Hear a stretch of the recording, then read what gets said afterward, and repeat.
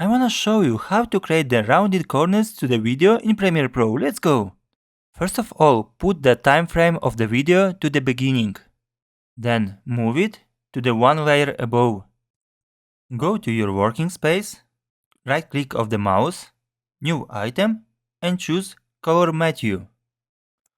As soon as you're done with the color, drag your color Matthew under the video. Following, move to the scale and just reduce the video size. The next step is, go to Effects and write Roughen Edges. Drag your function on the video, scroll down, and here, by the edge type, choose Cut. By the border, put 500. By the edge sharpness, 10.